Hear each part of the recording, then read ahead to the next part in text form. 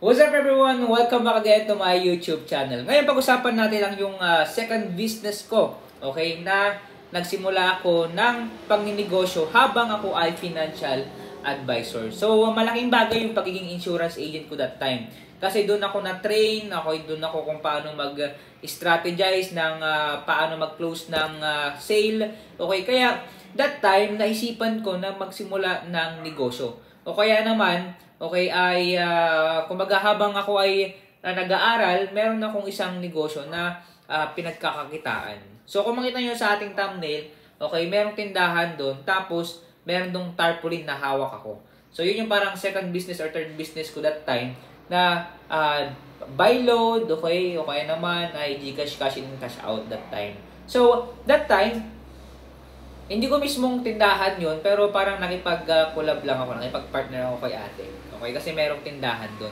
So, habang ako ay nagbebenta, alam nyo ba na pinagsasabay ko lahat? Okay, so siguro, ganun na siguro kapag bata ka pa. Okay, so, kasi that time is 17 years old pa lang ako that time. So, habang ako ay financial advisor, okay, at the same time, nag-aaral, okay, nag-start ako ng business, pinagsasabay ko sila. Okay, ang maganda kasi doon ay COVID pa dati, kumbaga lockdown pa dati, kaya pwede kang sa loob lang ng bahay o kaya kasi yung kasi namin, yung tindahan namin ay katabi lang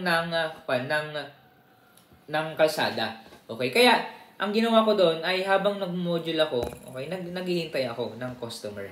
Okay? So, yun yung second business ko na sinimulan. So, anong magiging learnings niyo doon? So, ako po, ang laging learnings ko doon ay kumbaga nag-execute lang ako nag-execute.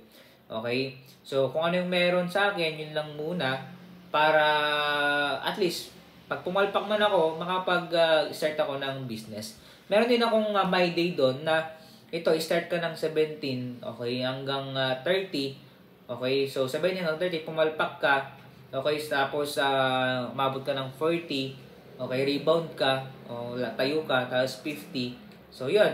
Kumbaga may process, hindi ka agad-agad maging businessman. O kaya, magiging mayaman. So, nung nakita ko yung my day ko na yun, nung nag-picture ako, nag-post ako, tapos, yun, nilagay ko doon yung parang start 17 years old na mag-business. Na-realize ko na talagang hindi talaga pwedeng, kumbaga, tumaas ka agad. It takes time. Okay, may progress dapat. At the same time, yung hindi agad-agad. Kasi ako I realize na nung bumagsak yung negosyo ko na grabe yung pagkalagpak ko. Talagang hindi agad-agad pwede kang kumita. Hindi agad-agad pwede kang mayaman agad, maging rich ka agad. Hindi agad-agad na magaling ka na agad. So kailangan mo munang pumalpak. Kailangan mo nang matuto, kailangan mo munang umiyak, kailangan mo munang mawalan ng mga kaibigan na mga totoo. At the same time, makikita mo doon yung mga true friend mo. Okay? Yung mga may concern talaga sa'yo. Dahil that time, okay, talagang grabe yung pinagdaanan natin, okay, sa pagninegosyo.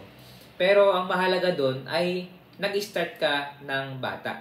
Okay? Dati naka-mindset naman na ako, naririnig ko na rin yung dati, na maganda magsimula ka ng bata.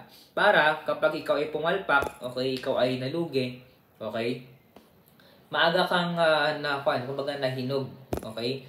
Kumbaga 70 years old, mag-fail ka, at least hindi ka gaya ng parang 30 ka na, 40 ka na nag-fail, so matanda ka na. So hindi mo rin may enjoy yung mga in-invest mo dito sa mundo especially. Kaya kailangan natin yung start ka ng bata.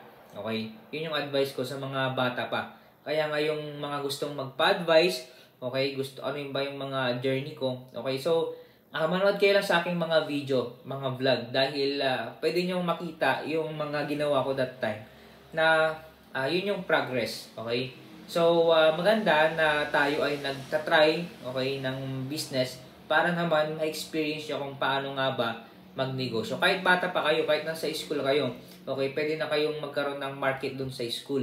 Okay, for example, wala silang lapis, ballpen, ikaw magbenta ka ng ballpen, lapis dun, okay? Kumbaga, habang bata ka pa, student ka pa, sige, try mo na magbenta. Para kapag yung madami ka mga failure na nangyari sa buhay mo, okay, at least bata kang nag-start. Okay, kaya nung time, nung ako nag-business ako, sige lang, okay, start ako sa maliit. Tarpaulin lang ako that time. Tapos post, my day, okay. Yung mga kakilala ko, yan, sumusuporta naman sila. Okay, hanggang habang tumatagal, meron tayong natutunan. Yun kasi yung maganda. Yun yung pinupoint ko sa inyo. Na habang ikaw ay nagninegosyo ng bata ka pa, okay, andun yung parang eagerness mo na matuto. Okay, eagerness mo matuto, tapos gusto mong makatulong sa parents mo. Okay, dati, ang isip ko dyan dati, ang parang motivation ko is yung magninegosyo ako para si mother ko ay umuwi na. Kasi OFW kasi siya eh. So, gusto kong makasama yung nanay ko. Kasi nga, simula bata ako talagang nagkuha na siya, OFW na siya. Kaya, nag-isip ako ng paraan para makauwi na siya. Para buo kaming family na magkakasama. Kasi, hindi natin alam yung buhay, tama. Mas maganda, nakasama natin yung family natin hanggang sa pagtanda.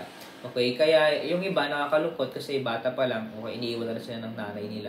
So, ako, talagang naghanap din ako talaga ng nanay na siyempre ginagabayan.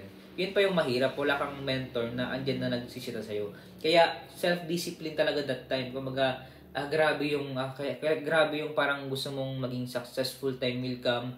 Okay, at the same time, siyempre, mag-glorify din ng Panginoon. Kaya, bago ako parang magnegosyo that time, kumaga madami akong natutunan sa insurance company.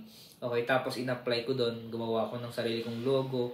Okay, nag-layout ako, sariling layout lang din, hindi ko alam mag-layout. Okay, hanggang ngayon nag-improve na ng-improve sa blessing ng Panginoon. Kaya nung ako ay nagsimula talaga, ang daming mga learnings, okay, na natutunan ko. Tapos yun nga, bago ako mag-module o kaya naman magbukas ng shop o kaya ng store, okay, jogging muna ako, punta ako sa SK Plaza 3 AM, tapos uwi ako mga 5, mag-module na ako.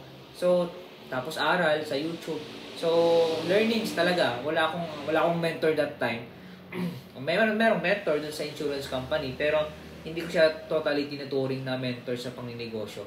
Okay, kumbaga sariling sikap, okay, sa biyaya ng Panginoon. Siyempre, hindi ko sinasabi na parang mag-isa ko lang na nag-aaral, kundi salamat sa Panginoon dahil andyan siya na nangungusap sa akin. At saka salamat kay Papa ko kasi pinupush niya akong magsimba doon sa church.